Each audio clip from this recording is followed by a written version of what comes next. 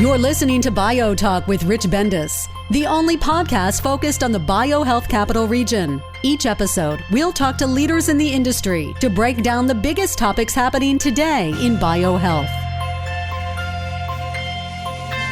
Hi, this is Rich Bendis. I'm your host for BioTalk.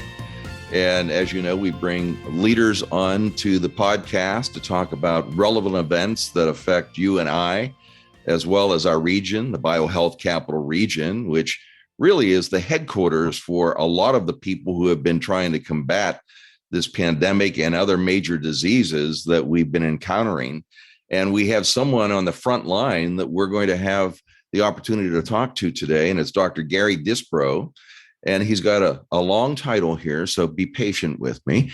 It's Director, Biomedical Advanced Research and Development Authority, better known as BARDA, which we all know as BARDA, but also Deputy Assistant Secretary, Preparedness and Response, U.S. Department of Health and Human Services, which is also referred to as ASPR. So, Gary, welcome to BioTalk. Rich, I really appreciate the opportunity. And the first update is, as of last week, the Assistant Secretary for Preparedness and Response, which is a staff div within the Office of the Secretary, has been elevated to an operating division within HHS. And so we are now known as the Administration for Strategic Preparedness and Response, still keeping the ASPR acronym, but we are now a full-fledged operating division. Great. Well, thank you for that update. But to be honest with you, for the novices who are not in the federal government, what does that mean for you and your department? Prior to being elevated to an operating division, a staff division is within the Office of the Secretary. So we are under the executive branch. And being elevated to an operating division puts us on the same level as other agencies within HHS, such as the FDA, NIH, and CDC, which many people are familiar with. And because of all of the hard work that we have done, the expanding scope for what we are preparing the nation for, the Secretary thought that it was time to elevate this staff div to an operating division. And it's all of the hard work that we've been doing over the last 15 years as the ASPR organization and the critical importance we play for national preparedness and response to get us elevated to an operating division, which has several benefits for us. Similar to other agencies, we would have our own hiring authority.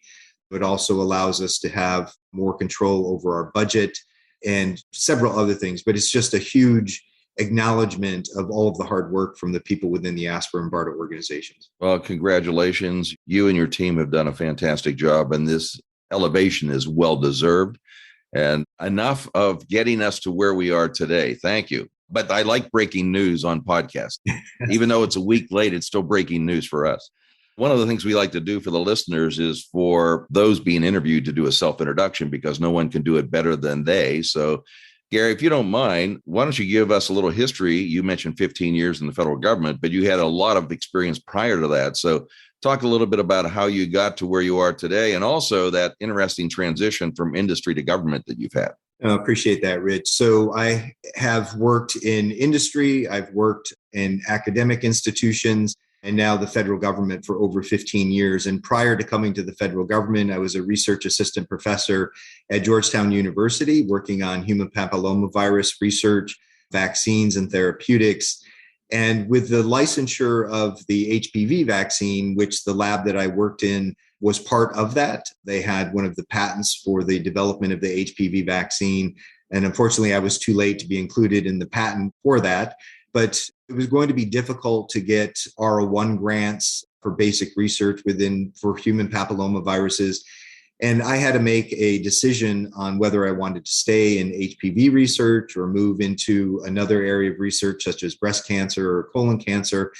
And at that time, a friend of mine who I postdoc with introduced me to the individual who was running the chemical, biological, radiological, and nuclear division at the predecessor to BARDA, which was established in 2006.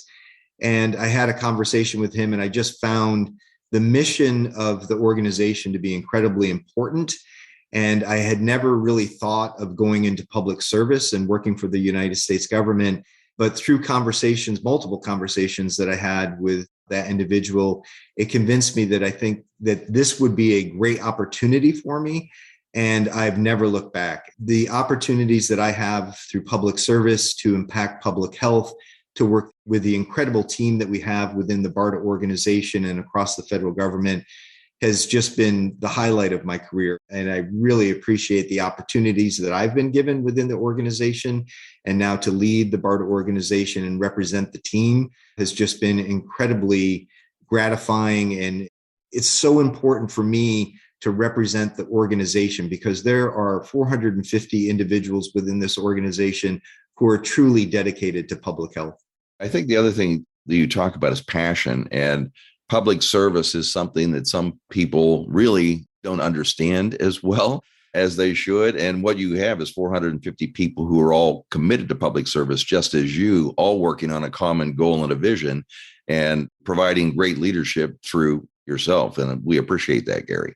Thanks, Rich. One of the other things with the transition between government and industry is I see some innovation occurring within BARDA that you might not traditionally see in other federal agencies with new programs. We're going to talk about that a bit later. And I would imagine some of the experience you had in industry has benefited you in what you're doing in the federal government here. But we talked about BARDA and ASPR, but you have probably more acronyms within BARDA than any other federal agency that I've come in contact with.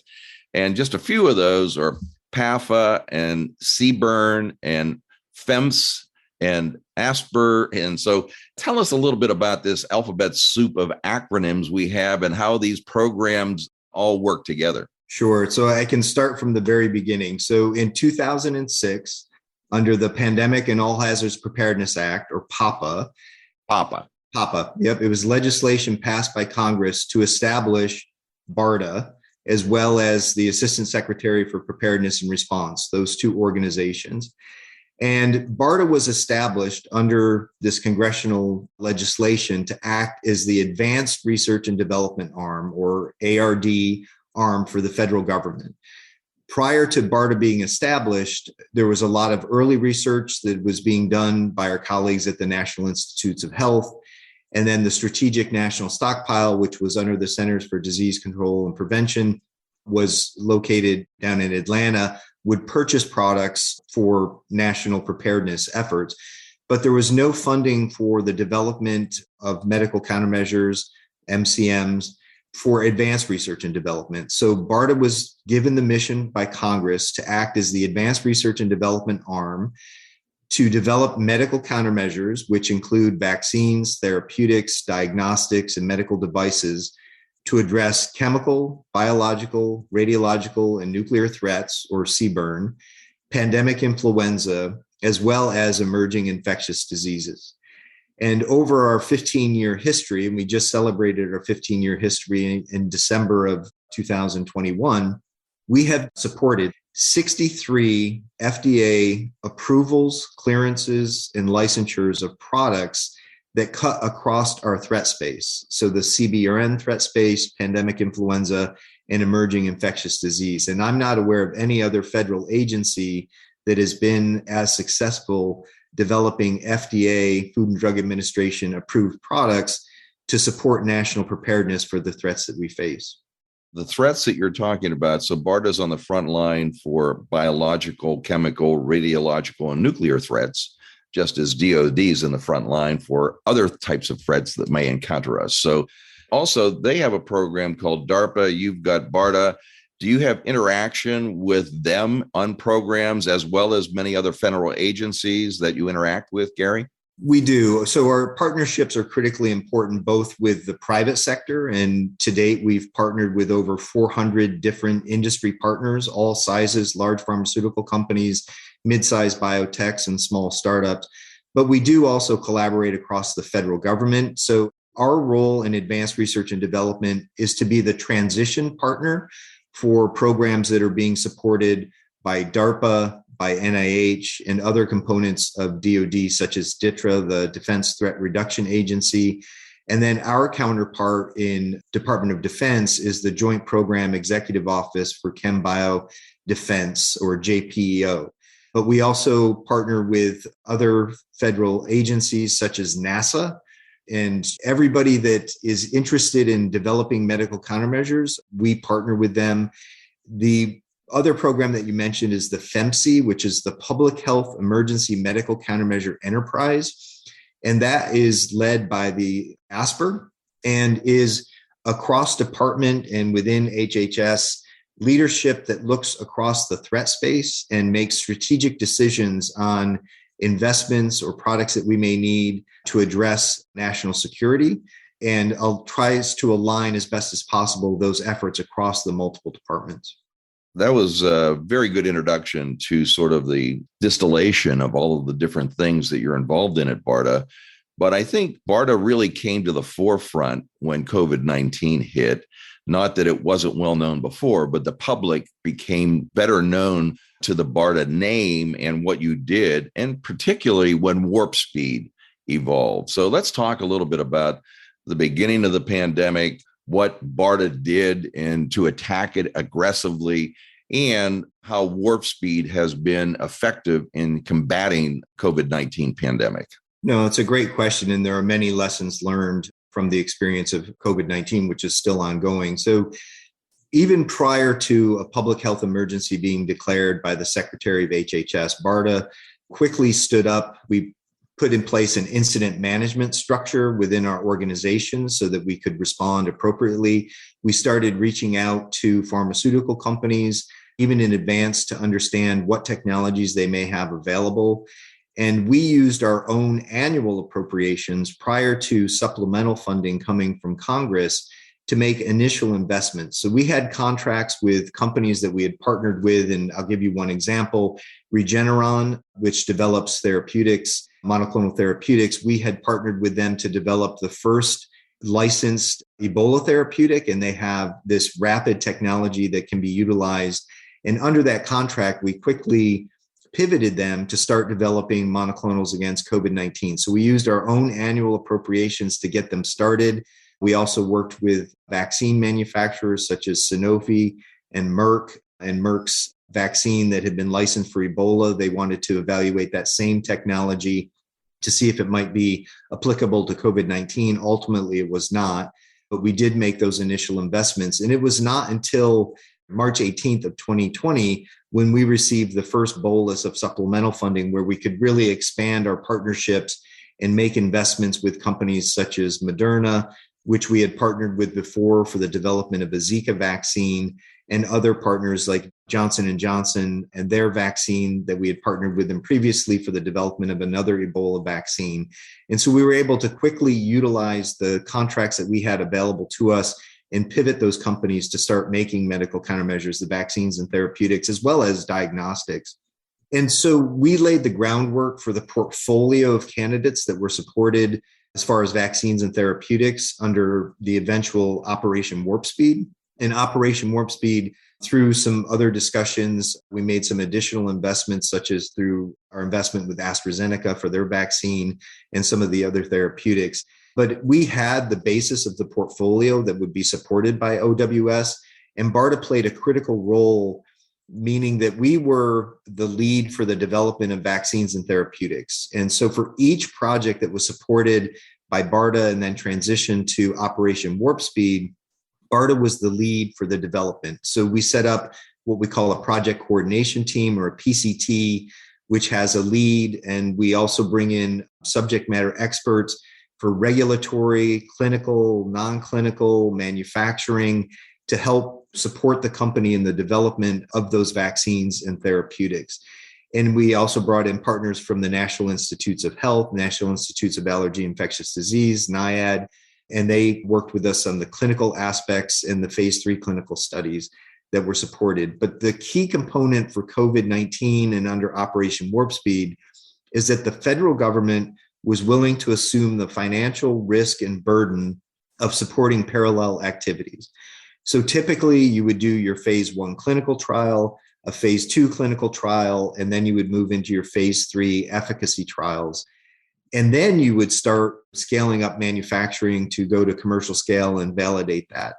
What the federal government did was assume the financial risk of starting that scaling up of manufacturing while those clinical studies were ongoing, so that if there was a positive readout, and there was positive readouts very quickly for the mRNA vaccine candidates, we would have product available as soon as a potential emergency use authorization or EUA was granted by the Food and Drug Administration. And so we did have doses available in December of 2020, and we started rolling those out. And that is what everybody has heard about for OWS, is the ability to go from what is typically an 8 to a 10-year process down to an 11-month process by the US government, assuming that financial burden and risk of doing parallel activities. I think you've just explained something that was a question by a lot of our taxpayers in the United States, and that is, why is government helping fund all of these large companies who have all of these resources? And I think your explanation of doing parallel research versus linear research, basically going from 8 to 10 years to 11 months, is the justification and the reason we did it, or else we would have been able to come up with the vaccines as quickly as we did.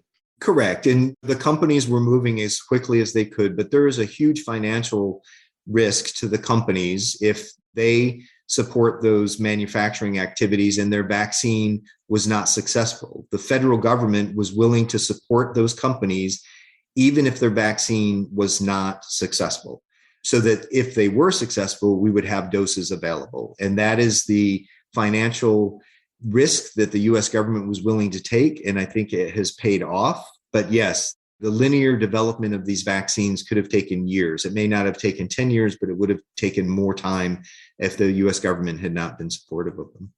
I'm a strong supporter of private-public partnerships and BioHealth Innovation. My organization is a private-public partnership. So what you've explained is the benefit of the private sector and the public sector working together to leverage resources. Because if there wasn't that stimulation by the federal government, all of these private sector companies have their own priorities. And in order for them to reprioritize to meet what the needs for the American citizens were, it did require some incentives to do that. And I think they were well justified. No, I agree. There's always financial trade-offs for commercial entities that they have to take into account. One of the other things that BARDA is well known for, as you just mentioned, is the public-private partnership. So one of the very first things that we did at the beginning of the pandemic was to open up a market research portal. So BARDA interacts with industry. There were numerous companies that were interested in potentially partnering with the federal government. And so by us opening up that single portal, it allowed for a single entry point for any company that was interested in potentially partnering with the federal government to submit a market research paper. We would then work across the federal government. We had a task force. We had one task force for vaccines, one task force for therapeutics, one for diagnostics, and one for clinical studies. And those submissions would be reviewed by those different task forces and would rate those as highly relevant, meaning that if we were to support them, they could have a potential immediate impact on the pandemic. And those that were ranked as a high priority, we invited them in for a tech watch. We called it the Corona Watch. We rebranded it during COVID-19. But we have received almost 5,000 market research submissions and held almost 800 Tech Watch meetings. And the Tech Watch is where the company comes in, and originally they were in person, but then we went to virtual meetings, and they would meet with anywhere from 40 to 60 representatives from across the federal government, because if they weren't an exact match for BARDA potential funding, they may have funding opportunities through the Department of Defense or other HHS agencies. And so again, that really streamlined the process for companies. And it's something that I wish we had done for the Ebola response back in 2014, because again, a lot of well-intentioned and well-meaning companies who want to partner with the federal government, but not having that single portal meant that we had a lot of companies coming in through different agencies, and it was not very coordinated, but this really streamlined the effort for all of our external partners. I think crisis sometimes creates opportunities. And what it's done, I think, for BARDA is demonstrate if you are nimble and you have flexibility, then you can be able to respond much more effectively to what some of those threats are that you have to deal with on a day-to-day basis. And also, I think now that you've been elevated to an operated division, you're probably going to have greater flexibility than you even had before when the COVID crisis emerged. It does give us greater flexibility, and it does take partnerships both within the federal government and with private sector to really do what we were able to do in COVID-19. And we were able to, over the course to date, invest $80 billion. We've established 140 partnerships. It's led to 41 emergency use authorizations across diagnostics, vaccines, and therapeutics, 2 FDA approvals, one that we directly supported, which was Moderna.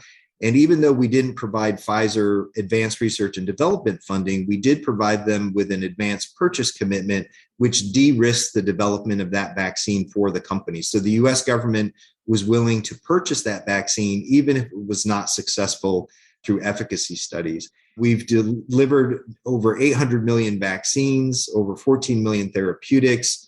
And again, we've awarded $8 billion in partnership with our DoD, Department of Defense colleagues. We leaned on them for assisted acquisition because we have a very strong contracting shop, but we knew that we were going to need assistance. And the DoD, under Operation Warp Speed, brought both acquisition assistance. There are 180,000 acquisition experts within the Department of Defense. And they also brought logistic experience, and having General Perna in charge of OWS really helped with the logistics of the entire effort, because we knew that we were going to be distributing hundreds of millions of doses of vaccine, and nobody knows how to prepare for a logistical effort like that better than the Department of Defense. We're speaking with Dr. Gary Dispro, who's the director of BARDA. And congratulations on some of those amazing statistics, because generally a lot of people talk about budgets in the federal government and you don't hear about the outcomes. What you've just talked about, what is the outcomes from the budget you had to work with, and what some of those appropriations from Congress to deal with some of these new threats that you were able to encounter over the last 3 years. So congratulations on that. But it does take innovation to be able to do that. And I want to talk a little bit about some of the innovative and new partnership programs that you've created that I'm aware of, and you probably have more that I haven't heard of. And some of those are the CARB-X program, Drive, Blue Knight, and your new BARDA Ventures organization. So if you don't mind, could you elaborate a little bit on some of these new programs, Gary? In addition to the congressional mandate for being the advanced research and development arm, embedded in that is that BARDA needs to be an innovator in the development of medical countermeasures. And so in 2018, for CARB-X, which is the Combating Antimicrobial Resistant Bacteria Accelerator, that came out of the White House and the Office of Science and Technology and Policy, OSTP, their CARB strategy and implementation plan. And BARDA was directed to establish an accelerator by 2018. We actually stood it up in 2016. And the purpose of this was to support smaller companies through earlier stages of development. And we did this in partnership with the National Institutes of Health, as well as the Wellcome Trust, but was to really provide that base funding for companies that needed additional funding. And it was hard to get through venture capital. And the large pharmaceutical companies had pretty much abandoned development of novel antibiotics, moving more towards chronic diseases where there's additional or a more significant profit to be made. And so we partnered with Boston University. We stood up the CARB-X program. And to date, we have funded over 92 different technologies through that program, transitioned some of those to advanced research and development, and also have several that are first in human clinical trials to evaluate these novel antibiotics and therapeutics. And the goal was really to develop novel antibiotics. We didn't want me too antibiotics. We need to constantly stay ahead of antimicrobial resistance, which continually occurs every time an antibiotic is used. And it really serves that purpose. And the program has been so successful that we have obtained the interest of other governments from around the globe. And so now we have partnerships with the UK government as well as the German government. And we just awarded a new contract to Boston University, which is a 10-year commitment on behalf of the US government to continue this program. So that was just one of the things that we did. We also understood the need to have an organization within BARDA or a division within BARDA that was really focused on innovation. And so in 2018, we stood up a division within BARDA called the Division of Research, Innovation, and Ventures, or DRIVE. That was established to be the home for BARDA Ventures, which was an authority we were provided under the 21st Century Cures Act, called the Medical Countermeasure Innovation Partnership to allow us to partner with a venture capital firm and provide them money. And then they are able to make investments just like any other venture capital firm would make investments in innovative technologies. And we partnered with Global Health Investment Corporation, and that started in 2021. And we've already made some of those initial investments, but also under Drive, even before we stood up BARDA Ventures, we established 13 accelerator networks across the United States because we understand that sometimes innovation doesn't come from within inside the Beltway around DC. Sometimes it does, but we wanted to have a very broad reach across the United States. And so those accelerators allow BARDA to have outreach into those innovative communities across the United States and bring those technologies to BARDA, because most innovators would not think of partnering with the federal government. They need money quickly, they need autonomy, they need flexibility, and most people view the federal government as bureaucracy, red tape, long contracting processes. But we've been able to educate them that working with BARDA can be a benefit to them even in the early stages of development. We set up a solicitation, which is called the EASY BAA, and it really is easy for the companies to promote their ideas to the federal government. It's 2,000 word abstract. We can make a decision on whether we're interested or not. And if we are, we can move into further negotiations and have awarded contracts in as few as 9 days, but typically it's about 30 days. And then finally, we also stood up a partnership with Johnson & Johnson, their innovation arm, which is called J Labs, through our Blue Knight program. And so that is located right here in DC at Children's National Hospital. There's lab space there. They receive expert advice from Johnson & Johnson, as well as BARDA mentoring, as well as funding to help them develop their innovative programs. Sally Elaine, the head of J Labs in DC, is on my board. And also is Dr. Kurt Newman from Children's National Hospital. We have some partners that you are very familiar with. I love the campus idea in DC because really there weren't a lot of pharma or bio companies headquartered in DC, and there needed to be some way to get innovation going within the district. And with Virginia Tech and BARDA and J Labs and Children's, it really is a really neat partnership that's evolved in the district there. It's been very successful. So we have 23 programs that are funded through the Blue Knight. We do have some that are resident at Children's National Hospital, and I know Kurt very well. We've been able to leverage that new campus that they are developing, and it allows the innovators to be close to other research that is being done at the hospital, as well as being close to the National Institutes of Health. But it truly has been an impressive program. But we also have access to J Labs globally. So we do have some investments that we're supporting through other J Lab components and sites across the globe. Tell you, with all the innovation you've done and all the programs that have been created, what is there left to do? I mean, are there areas untouched that you see in the future that you can still impact? There are many opportunities, especially for innovation moving forward. We really need to be able to do everything that we did in COVID, but even faster. So you've probably all heard of the American Pandemic Preparedness Plan. BARDA is fully committed to, we have a strategy to support that if we receive funding in fiscal year 23 to move forward on that. And that is to really prepare the nation in advance of the next pandemic to develop a prototype vaccine. So if you take a virus family that is considered to be of high pandemic potential, you develop a vaccine against one of those viruses in the family, do all of your clinical trials, scale up commercial manufacturing and validate the process. And then if another virus from that family is the one that is the outbreak for the pandemic, you might be able to just plug and play and put the antigens or what the body would recognize to generate an immune response against from that virus into that same system. But all of the innovation that we're supporting, we have a Beyond the Needle program. Right now, vaccines are administered through a needle and a syringe. Many people are hesitant to get a vaccine because they're afraid of the needle and the syringe.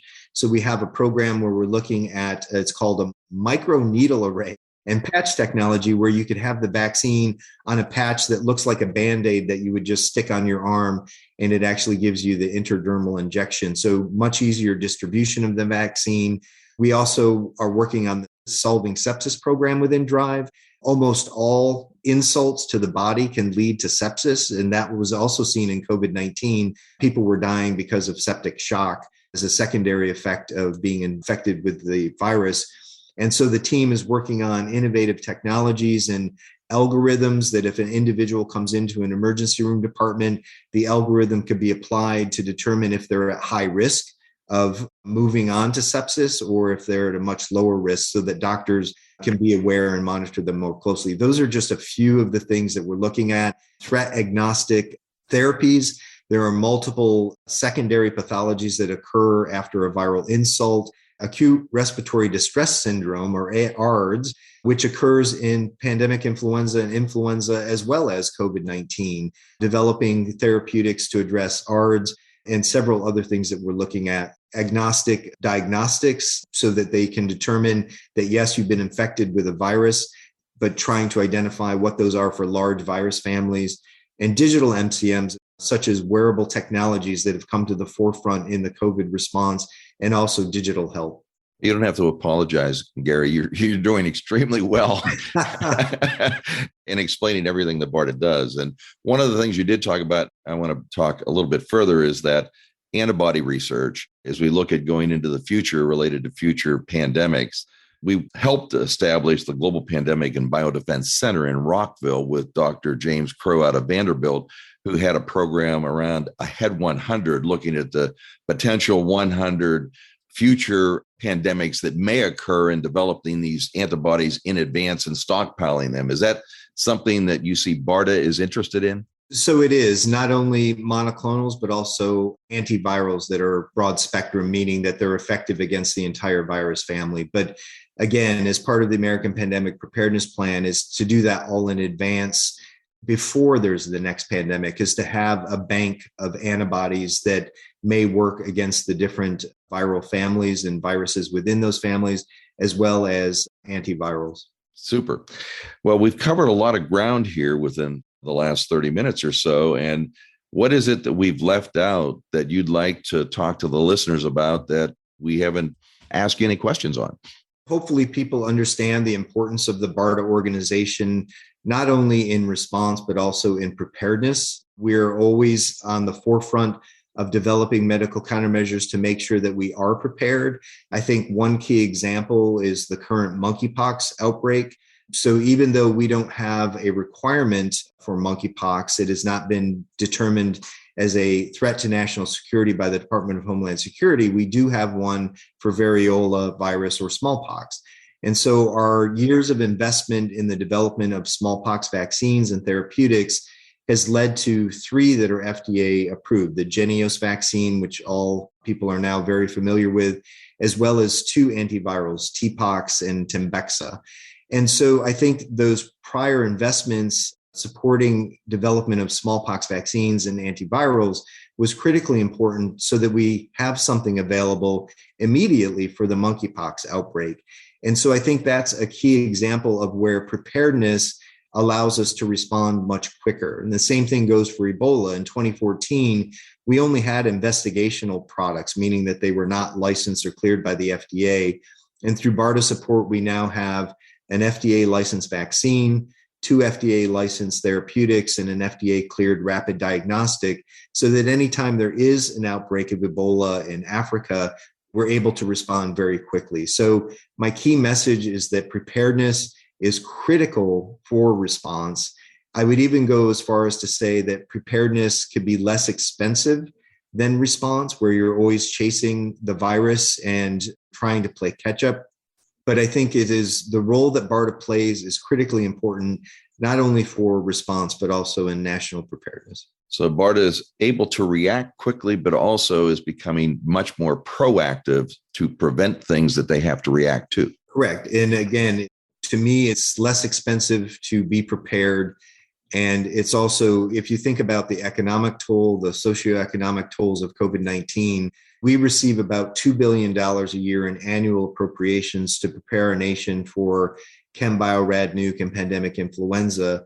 And in the past 2 years, we, and along with our partners at Department of Defense, have invested $80 billion just in the development and procurement of medical countermeasures. Well, I think maybe your budget needs to be increased a little bit, Gary. I'm not allowed to advocate for money. I know, I can speak for you. We can always do more. That's okay. That's part of the Bendis open mic, not the Gary Dispro open mic part.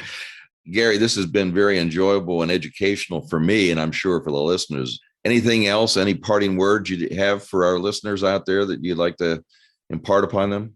The federal government is often criticized for not being responsive and not helping, but we truly do have a dedicated team at BARDA that is committed to public health, and we will do everything that we can to make sure that we're prepared, and or if we have to respond, to do everything as quickly as possible. There are some great employees and many great employees in the federal government, and it is truly my honor to represent the BARDA team, both on this podcast as well as my ability to express what we do in front of Congress or when I talk to congressional members, so that people are aware that, yes, there is a group out there who is trying to do whatever we can to make sure that we're prepared for the future.